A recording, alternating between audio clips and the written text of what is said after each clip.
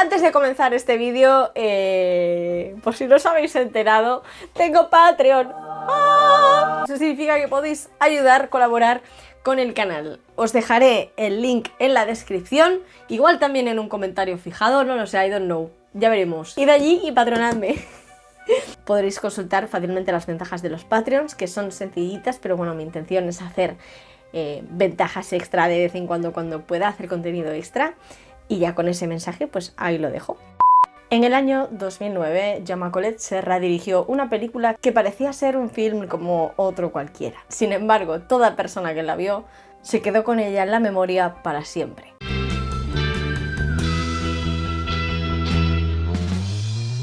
Quizás sea un poco exagerada esta intro, pero realmente La huérfana del año 2009 sí tuvo ese efecto en mí. Es una película que me gustó y que hoy me gustaría valorar junto con su precuela, la que se estrenó este año pasado, en 2022. Tengo mis opiniones, pero comencemos por el inicio. Para empezar, se ha de comprender que La huérfana, aunque no se basa en, sí está inspirada en hechos reales. La huérfana, para quien no la haya visto, presenta como personaje principal a una niña que es adoptada por unos padres norteamericanos, aunque ella es de algún lugar de Europa del Este, aunque su madre adoptada pronto empezará a sospechar que Esther, esta es la cría, no es exactamente tan buena y tan inocente como parecería. Esta película tuvo un plot twist, un giro argumental, que fue el que la convirtió en una película pues tan mítica y tan memorable. Y ese es el background o una característica de este personaje de la huérfana que se desarrolla en ambas películas. Este vídeo, por cierto, tendrá spoilers a saco, porque es que es imposible hablar de las dos sin hacer el spoiler, porque necesitamos analizar qué funciona, qué no en cada una de ellas, y también me gustaría pues contaros algunas anécdotas y algunas cosas que quizá no sepáis de las pelis. Pero como os comentaba, una persona de la vida real que inspiró el personaje de Esther. Y esa persona es Barbora Skarlova, y que durante toda su vida trató de hacer lo mismo que Esther. Un poco también lo que hace el cuco, ¿no? Que es dejar sus crías en el nido ajeno para que lo críen, pues ella en lugar de dejar sus crías se dejaba a ella misma. Se hacía pasar por una pobre huérfana y era adoptada por familias que no sabían la que se les venía encima.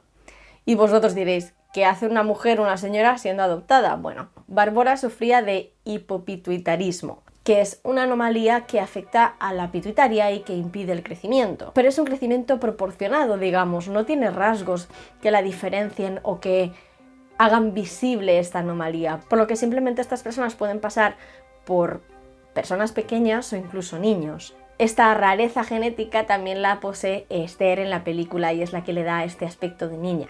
Sí, primer spoiler, Esther no es una niña.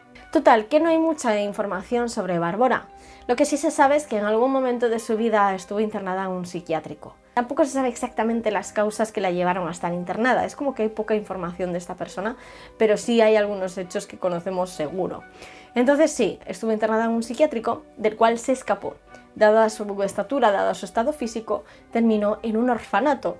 Y aunque parezca mentira, de alguna forma terminó siendo adoptada, o no sé si adoptada o apadrinada por dos mujeres, dos hermanas que vivían juntas. Clara tenía hijos de una relación anterior, dos niños pequeños, y comenzó a cuidar de Bárbara como si fuese pues una hija más. Ambas hermanas, Clara y Caterina, tenían gravísimos problemas mentales y esto es bastante importante en la historia. Antes de continuar con la historia, informaros de que es una historia muy dura. Es uno de los casos criminales, yo creo, más heavy metal que yo he escuchado nunca. Yo no voy a dar detalles porque no va de eso el canal y me parece que probablemente hay mucha gente que nos esté viendo que sea sensible a estos temas y no hace falta. Una cosa es la ficción y otra cosa es la realidad y por desgracia la realidad supera la ficción y con creces muchas veces. Si es algo que os interesa, buscadlo. Si es algo que os genera mal rollo, podéis pasar el vídeo o ya os digo que no voy a ser muy detallista, pero podéis pasar hasta el minuto que os pondré por algún lado, ¿vale? En plan, a partir de este minuto ya no se habla de cosas chungas. Así que tenéis todo mi permiso para hacerlo. Y si conocéis la historia, pues lo mismo, podéis pasar hasta ese minuto. Dicho esto, continúo. La cuidaron como si fuese una hija más, pero de nuevo, estas hermanas tenían una serie de problemas mentales que las llevaban a ser no solo manipulables, sino a estar como un poco en otra realidad. Ambas tenían delirios, pensaban que estaban en este universo con una única misión, flipaban bastante en un sentido clínico de la palabra. Entonces Bárbara, que dentro de sus movidas mentales y dentro de su increíble maldad, que ya veréis más adelante, bueno, pues tenía los pies un poco más en la tierra y tuvo la capacidad de manipularlas a ambas, manipularlas.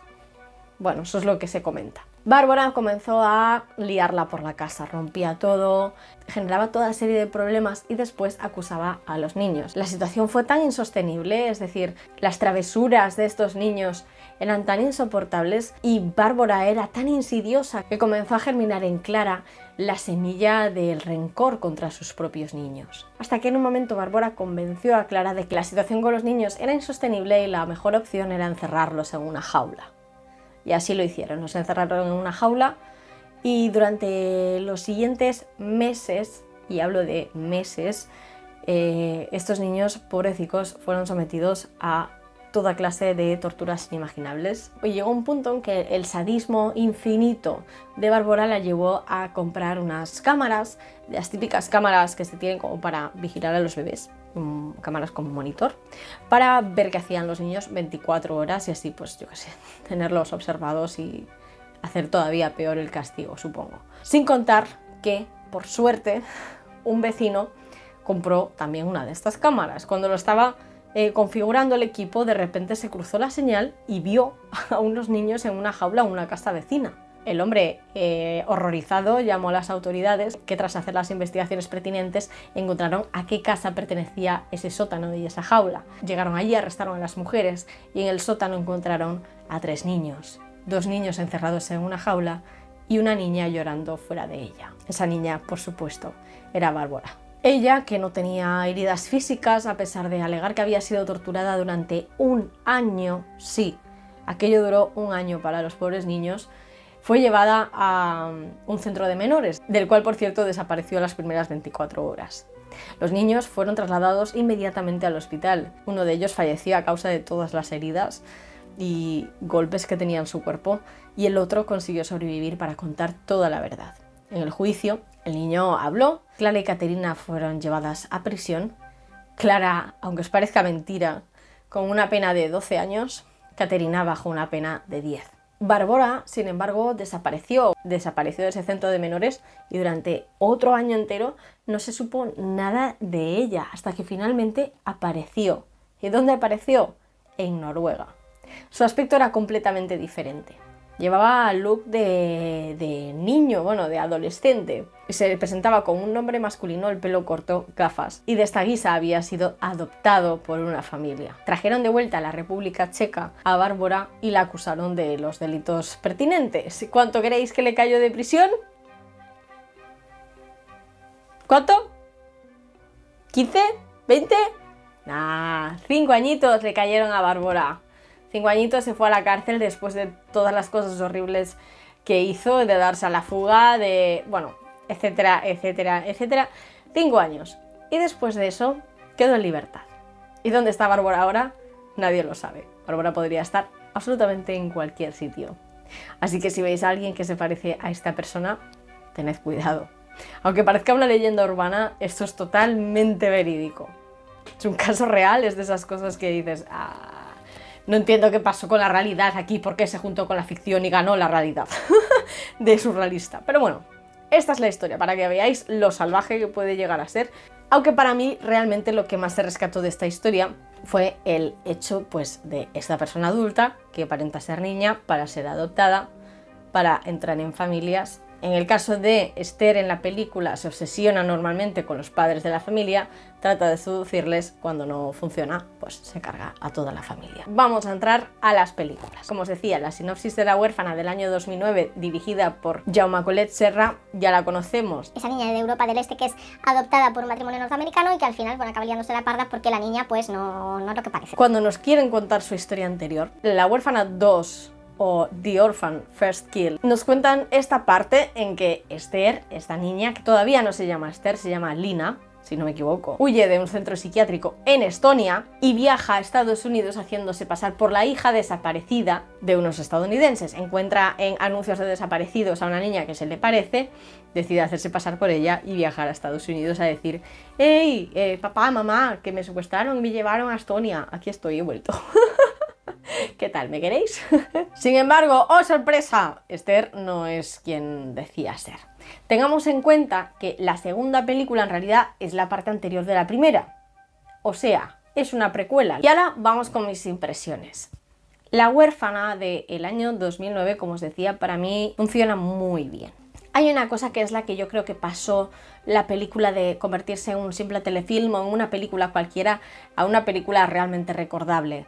Y eso fue que cuando Jaume Collet Serra recibió el guión, un guión escrito por dos personas, os lo voy a leer los nombres, David Johnson y Alex Mays, el guión tenía mucho jumpscare y tenía escenas que se alargaban demasiado. Y Jaume hizo unos arreglillos, eso, quitó los jumpscares, comenzó con, en vez de comenzar como a lo bestia, ya con violencia, que era un poco como comenzaba el guión original, decidió comenzar pues creando una atmósfera de horror y de inquietud ya desde el principio, ya que la primera escena es un sueño donde nuestra protagonista pierde a su bebé, pero realmente el mundo onírico está como muy bien representado. Y después comenzamos directamente con esta familia. Este inicio que en lugar de, lo dicho, tirar por el susto o tirar por el pachangueo fácil del terror, crea una atmósfera y te genera un terror más psicológico y te pone a la espera de qué sucederá, para mí es una gran mejora. Y después también nos pasa una cosa, que es que la historia es muy guay cuando tienes el factor sorpresa, cuando tú descubres que esta niña es una mujer. Y luego hay otras cosas en esta película que también funcionan muy bien.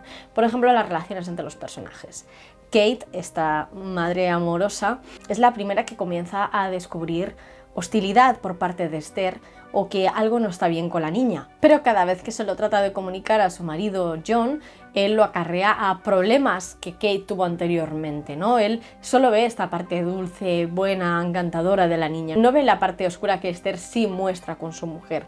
Por lo que todo el rato, toda la película te genera una frustración, una rabia, una ansiedad. ¿Por qué? Porque no cree a su mujer, no le cree ni una palabra, la mira con ojos acusatorios cada vez que ella le explica que Esther ha podido hacer algo potencialmente malo. Y ¡buah!, te genera muchísima rabia, o sea, realmente tú estás gritando por la protagonista cada vez que tienen una discusión al respecto. Después está la propia Esther, interpretada por Isabel Fuhrman. En el momento de la película tenía solo 12 años. Y que sin embargo interpreta perfectamente los dos papeles, el de niña y el de mujer. La verdad, se sale. Es decir, hay momentos en los que tiene una sonrisa absolutamente escabrosa en el rostro, momentos en los que vemos hasta el lobo vestido con la piel de un cordero. O sea, es una actriz con un talento espectacular.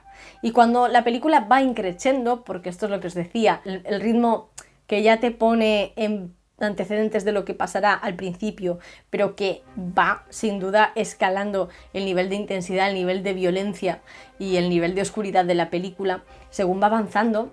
Vera Farmiga, que es una grandísima actriz también y que lo demuestra en esta peli, interpreta a Kate de tal manera que claramente ves a esta madre desesperada, esta madre amorosa, esta madre que haría todo por sus hijos, cómo sufre en los momentos en los que debe sufrir, y de verdad que te lo tragas con patatas, cómo se frustra, cómo crece su inquietud hacia Esther. Está maravillosa. Entonces el combo de actores funciona muy bien, el ritmo funciona muy bien, la atmósfera se construye muy bien. Y después llegamos, por supuesto, a la parte de la sorpresa. Esa sorpresa en la que paralelamente vemos dos escenas. Por un lado, John, que está en casa con su niña pequeña, Max, y con Esther, y Kate, que se encuentra en el hospital tras una serie de sucesos. Y por el otro lado, Kate. Cómo Kate recibe la información de que esa niña no es una niña, de que en su casa hay una mujer adulta escapada de un psiquiátrico y que era la paciente más peligrosa del mismo. Y por otro lado, vemos la situación en casa. Esta Esther, esta niña, que se supone que en la película tiene 9 años y que te da totalmente el pego de que podría tener 9 años. Total y absolutamente maquillada, emperifollada, vestida con un vestido negro ajustado con tacones, tratando de seducir a su padre en una escena absolutamente incómoda, a pesar de que por suerte no se ve ni se fuerza nada. Esta es una de las escenas que en el guión original estaban más alargadas y que Jaume Collet Serra decidió acortar. Y lo hizo muy bien, es una escena que genera toda la tensión que os podéis imaginar, sobre todo por este montaje que contrapica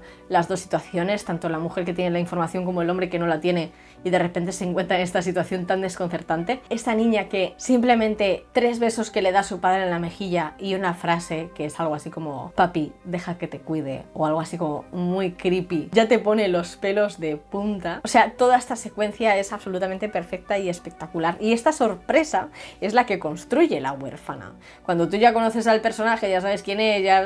pues ok. Cuando tú no sabes si es una psicópata, si viene de una familia peligrosa, si tú no sabes de dónde sale esta persona, entonces cuando tú tienes esta duda es cuando estás absolutamente enganchado a lo que está sucediendo, a la acción. Cuando ya lo sabes, pues me estás contando lo mismo, en realidad, pero sin la sorpresa. Y luego que en La huérfana del 2009 ya nos explican el origen de la huérfana.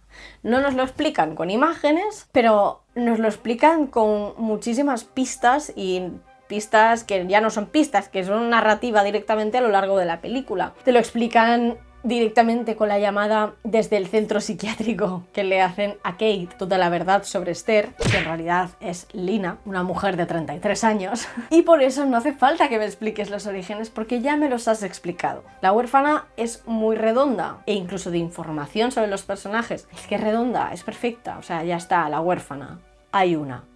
En el año 2022 decidieron, bueno, antes del 2022, en el año 2022 se estrenó, pero lo tuvieron que hacer antes. Decidieron que aún se podía coger un poquito de chichilla de la historia y dijeron, ¿y si hacemos el antes? Pero que lo vea el público, ya no solo se lo vamos a contar, se lo vamos a enseñar. Y así fue como William Brent Bell se hizo con la dirección de este proyecto, que también contaba con Isabel Fuhrman, pero en este caso, lo dicho anteriormente, en lugar de ser una niña adoptada, esta mujer buscó una familia a la que le faltaba una hija que se parecía a ella y dijo, hey, soy yo, vuestra hija desaparecida. ¿Qué pasa? Que en esta película también intentan hacer un plot twist, también intentan hacer un giro de guión, y lo hacen. ¿Qué pasa? Que queda telenovelesco, parece realmente una telenovela, no tiene ninguna coherencia ni ninguna veracidad, no se lo cree ni Jesus Christ. Ahora bien, ¿es divertida de ver? ¿Es entretenida? Hombre, pues entretenida es, porque ver a esta cría, que no es una cría cargándose gente, pues siempre es divertido. Esta película es bastante más violenta que la anterior.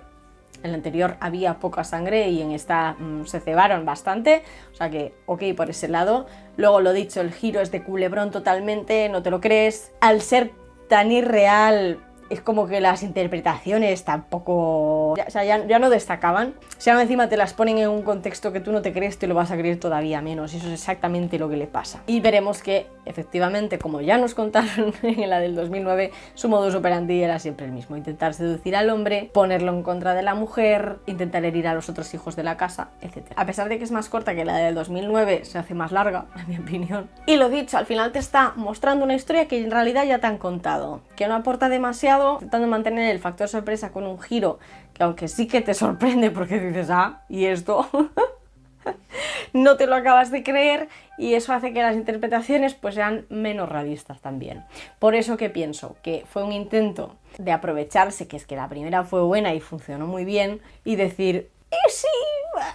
A ver qué tal le va. Con respecto a cómo hicieron que Isabel Fuhrman, que en el momento de grabar la película tenía 25 años, si no me equivoco, pareciera de nuevo que tenía entre 9 y 11, pues bueno, es bastante curioso. Por lo que leí, no utilizaron CGI, es decir, no quisieron utilizar tecnología para rejuvenecerla, pero sí que utilizan muchísimos trucos de cámara, algo parecido a lo que hacen con Hagrid en Harry Potter, ¿no? Como con perspectivas, hacer que parezca más pequeña, muchos planos de espalda o con dobles niños para que parezca pues que es una niña. Y luego hay una foto muy divertida que en algunos planos donde tenían que estar todos juntos, todo el demás reparto llevaba unas plataformas en plan Kiss, así. Os voy a dejar la foto por algún lado porque es que es muy buena. Y está bien, o sea, está bastante conseguido. Un plano cercano de la niña puedes ver que cuando sonríe, ¿no? O cuando hace movimientos con la cara, expresiones, es un poco rara, ¿no? Como que dices, ostras, una niña un poco envejecida. Pero funciona, oye, la verdad es que está bien logrado. Con respecto a la caracterización de la del 2009, en el momento en que descubrimos que es una mujer, hay un cambio. Esther se saca su dentadura perfecta y saca su peor cara, su cara de ira y de asesina psicópata, y aquí le realzan las marcas de expresión como para envejecerla más, y realmente es un efecto muy extraño porque ves a esta niña que de repente tiene pues estos dientes todos marrones, estas arrugas que le marcan y le hacen el rostro como caído y viejo, y es un efecto bastante grimoso, o sea, consigue generar realmente sensaciones. Hay muchas escenas que parecen prácticamente copy-paste de la película del 2009. Hay un montón de escenas que son repetidas de la del 2009. Jolín, preséntame algo nuevo, ¿sabes? Eso me dio bastante pena, en plan, es que esto ya lo he visto. Es que en la del 2009 ya pasaba esto, ya, o sea, vive en un bucle esta persona, no entiendo. Y para acabar me gustaría contaros algunas anécdotas de la peli del 2009. Me he quedado sin batería en la cámara y no sé por dónde iba, pero creo que estaba contando anécdotas de la película. Después de hablaros de la caracterización de ambas, de las plataformas de la segunda y también de los cambios de guión de la del 2009 por parte de Jaume Collet Serra, me gustaría hablaros de algunas cositas más, de algunos datos de la peli del 2009. Hay un dato para empezar que me dio muchísima ternura, que es sobre la hija pequeña del matrimonio, Max. La niña se llama Ariana Engineer. Hoy en día pues es una mujer, ¿no? No sé si es una adolescente o una mujer. En el año 2009 tenía 5 añitos, es una niña sorda, su madre es sordomuda, pero ella es sorda. Era importante que fuera sorda, era parte de la importancia de su personaje en el casting. Era una niña, digo era porque ahora ya no es una niña, pero vaya que existe esta persona, vale, está bien.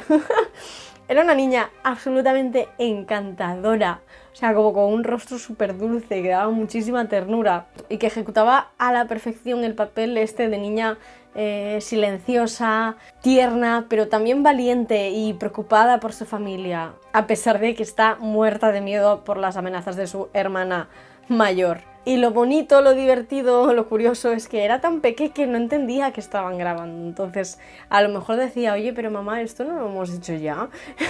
¿No me he puesto ya este pijama ayer? ¿No tal? Entonces, las reacciones de la niña, pobrecita mía, son muy naturales porque en la mayoría de los momentos no entendía que estaba actuando. Y eso a mí me pareció como súper tierno, me dio mucha ternura. Me pareció muy cute. Y ya para acabar, contaros que esta atmósfera hibernal toda con estos paisajes repletos de nieve, este lago congelado, todo esto fue absolutamente inesperado. Como os digo, grabaron la peli en Canadá y aunque estaba planeada para hacerse tipo otoñal, hojas de los árboles cayéndose, un ambiente así como en tonos marrones y naturales, les cayó una nevada, o sea, pero histórica. Y de repente dijeron, bueno, pues nada, es invierno. De repente es invierno. Y adaptaron un montón de cosas al clima que les tocó. Total, que eso ha sido todo sobre La huérfana. ¿Habéis visto las dos películas? ¿Qué os han parecido? Estas son mis opiniones. Espero que hayáis aprendido algo nuevo, ya sea del origen de la verdadera huérfana o anécdotas sobre ambas películas. Y con esto yo ya me despido, que el otro día me prometí a mí misma, no, que me tienes que hacer vídeos cortos de 12, 15 minutos. Estoy haciendo unos vídeos de 20 y pico minutos, pero ¿qué me pasa? Luego me tiro 27 horas editando, no puedo más, no puedo más. Quiero que sea corto, no lo va a ser. Pero no pasa nada, espero que os haya gustado, entretenido y divertido, que hayáis aprendido cosas nuevas, que lo hayáis pasado bien y haberos metido también un poquito de ganas de volver a ver La huérfana o de verla de primeras. Si no la has visto y te has tragado los spoilers, eres de otra pasta, amigo, amiga. Muy bien hecho. ¡Ay! Que me falta una cosa. Espérate. Casi se me olvida porque no tengo costumbre dar las gracias a los mecenas de Patreon. Y hay 2 mecenas que son mecenas plus. Tú también puedes serlo. Que es básicamente que ayudan al canal con una buena aportación económica. Así que busco Patreon y os saludo de forma personalizada. Por un lado tenemos a Seraph. ¡Ey! Se escribe así. Seraph. ¡Ey! Seraph, ¡ey! Un abrazo. Mil gracias por querer colaborar con el canal. Mil gracias por el apoyo. Y un besazo. Y también a Jesús Cansino Valle, que a pesar de su apellido no es nada cansino, sino que se le agradece la presencia.